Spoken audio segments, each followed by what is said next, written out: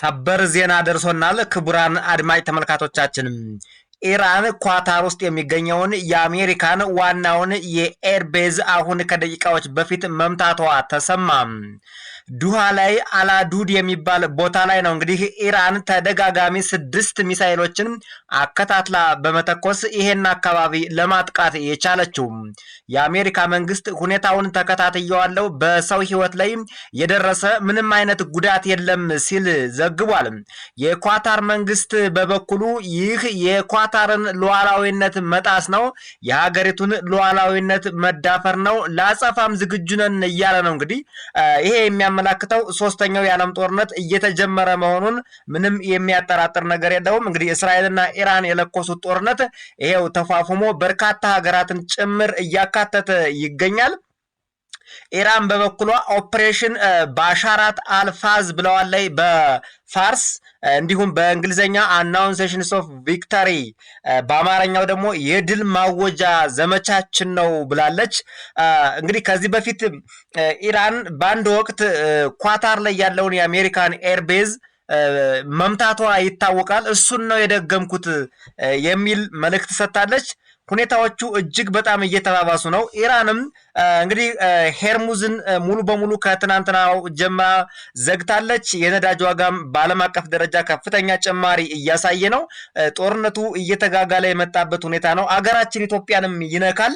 የጅቡቲ ላይ አንድ ትልቅ ወደብ አለ። በነገራችን ላይ በአሜሪካ ከፍተኛ ካፒታል የተገነባ ይሄን ወደብ እመታለው እያለች ነው ኢራን። ምንም የሚያጠራጥር ነገር የለውም።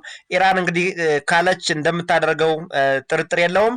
ሁኔታዎቹ እጅግ በጣም ተባብሰዋል። አሜሪካ እንግዲህ በባለፈው ምሽት ላይ የኢራንን 3 ታላላቅ የኒውክሌር ማብላያ ጣቢያዎች አውድም ያለው ስትል ሪፖርት አድርጋ ነበር።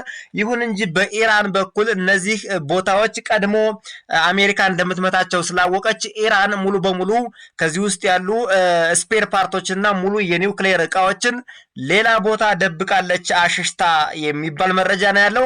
አንድም የተመታና የወደመ የኢራን ኒውክሌር የለም እየተባለ ነው።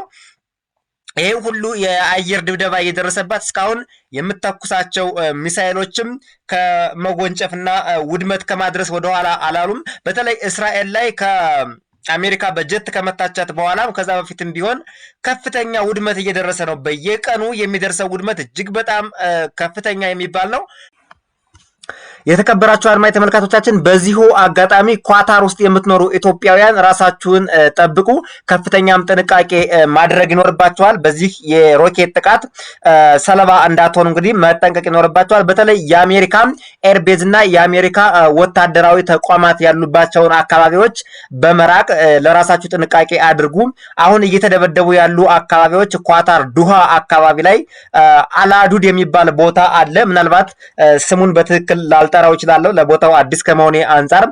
እናንተ እንግዲህ ጫፉን ከሰማችሁ ይሄን ነገር ስለምታውቁት በይበልጥ ቦታውን ስለምትኖሩበት ጥንቃቄ አድርጉና እዛ አካባቢ ያላችሁ ኢትዮጵያውያን ጥንቃቄ እንድታደርጉ ነው። በተለይ ይሄ የአሜሪካ የወታደራዊ ተቋማት ያሉበት አካባቢ አሁንም ተደጋጋሚ ስትራይክ ሊመታ ስለሚችል ጥንቃቄ አድርጉ ኢትዮጵያውያን ለማለት ነው። እንግዲህ ጦርነቱ ተባብሶ እየቀጠለ እንጂ ከዕለት ወደ ዕለት ምንም አይነት የመብረድ ሁኔታ እያሳየ አይደለም። የጦርነቱ ሁኔታ በጣም አሳሳቢ ደረጃ ላይ ደርሷል። ኳታርም እንግዲህ ምላሽ እሰጣለሁ በአጭር ጊዜ ሉዓላዊነቴ ተደፍሯል እያለች ነው።